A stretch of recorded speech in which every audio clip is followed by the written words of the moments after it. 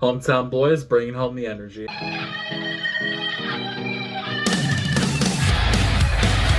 Welcome to A Run Who Does Music, where today we're looking at one of my friends' bands, that being Lost Magic, with their self-titled album. Well, what the fuck else is it going to be called?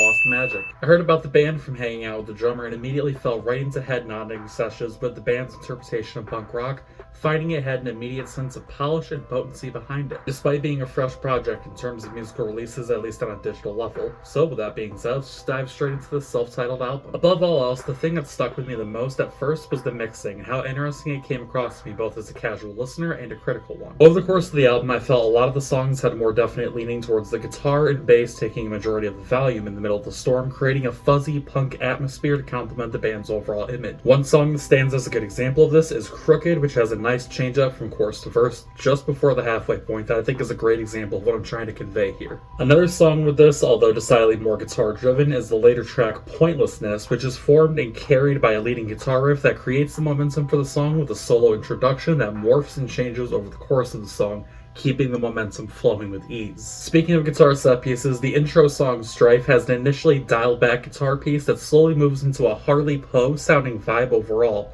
an always welcome vibe to me personally, but complemented by the staccato vocals and punchy bass and drums. All of the songs on Lost Magic have good band member cohesion, possibly helped in part due to the three-member setup, and I found myself enjoying this overall dynamic thanks to songs seemingly switching from fully cohesive affairs to ones that showcased individual moments of badassery from the group. Oddly enough, while the introduction to the very next song would make you think that it was another song led mainly by guitarist and vocalist Mason, the overall tone of the track is helped along and guided by Rod on drums, with the steady pace that picks things up coming in to provide the ever so noticeable edge to a relatively easygoing track overall. The song Napkin, which actually broke the 1,000 stream mark just now, comes to mind for drum-driven tracks as well, with a quicker speed applied to all three members, but decidedly in the controlled wheelhouse of the drummer, especially with that nice connecting session right before the chorus hits. Before we get into the bass showcase, I want to quickly talk about my personal favorite on the album, Dust and Decay.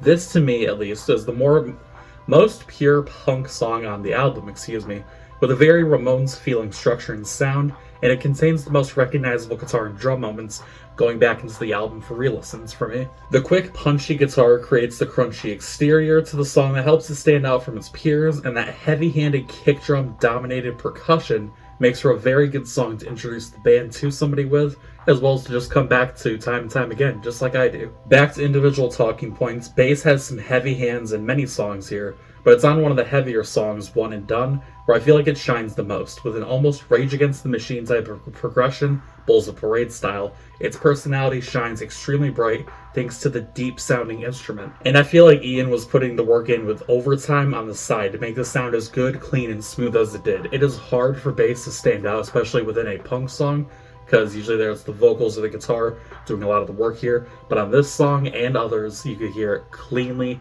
smoothly. I said that twice over just as I have to emphasize how good it comes across. It's always ambitious and entertaining for a band to make their first release a self-titled affair. Usually a self-titled album is meant to represent the band beyond the space of just one album cycle, one set of tracks. It can make or break attention and reception to a band's sound, on how the self-imposed, self-representing piece goes on to reflect the band's feelings and sound. But I think Lost Magic found a good secret formula to resonate with listeners, and I can say with full confidence as a relatively new listener that this is exemplary. This sounds like Lost Magic more than just a vibe and a feeling. I hear this band and it sounds like them. It doesn't sound like another band. It is purely their vibe. It's an easier, laid-back take on the conventional modern punk formula that still has enough to remind you that this is just one aspect of the genre's bubble.